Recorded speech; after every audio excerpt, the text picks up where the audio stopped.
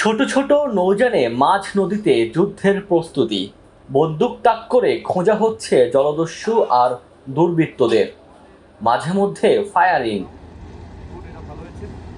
সেনা সদস্যদের হঠাৎ এমন অভিযানে অবাক সাধারণ মানুষ, কৌতূহল নিয়ে এগিয়ে আসেন অনেকে।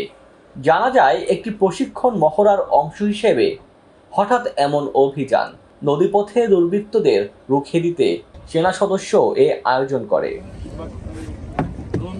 সুনামগঞ্জের ছাতক দোয়ারাবাজার নৌপথে চোরাচালান, ডাকাতি ও চাঁদাবাজি নির্মূলে সুরমা নদীতে দিনভর মহড়া দেয় সেনাবাহিনীর বেশ কয়েকটি দল। প্রশিক্ষণ এ মহড়ায় দেখানো হয় নদীপথে ডাকাতি ও চাঁদাবাজির বিরুদ্ধে কিভাবে রুখে দাঁড়াতে হয়।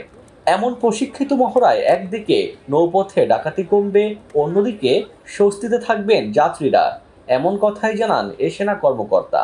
কিছুক্ষণ আগে যে মহড়াটা দেখলেন, এইটা একটা নৌপথে সেনা অভিযানের একটা ছোট মহড়া ছিল।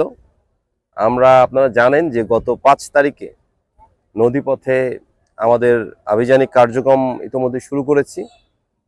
আমরা কোম্পানিগঞ্জ, ছাতক, দোয়ারাবাজার এই নৌ রুটটা আমাদের দায়িত্বপূর্ণ এলাকার মধ্যে। এখানে চোরাচালান, চাঁদাবাজি এবং অনেক সময় ডাকাতির তথ্যও আছে, তাই না? তো এগুলো নিরসনকল্পে আমরা ইতিমধ্যে আমাদের অভিযান চালু রেখেছি এবং আমরা সফলভাবে ইতিমধ্যে এটা করতে পেরেছি।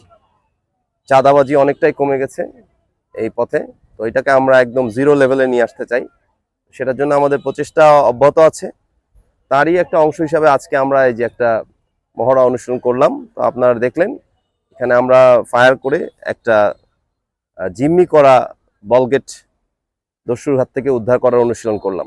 সেনাবাহিনীর সৈনিকরা প্রশিক্ষণ মহড়ায় ব্ল্যাক এমুনেশন ফায়ারিং করে। মেজর আল জাবির মোহাম্মদ আসিফের উপস্থিতিতে ক্যাপ্টেন শোয়েব বিন আহমেদের নেতৃত্বে এই মহড়া পরিচালিত হয়। ডেস্ক রিপোর্ট, দৈনিক ডেস্টিনি।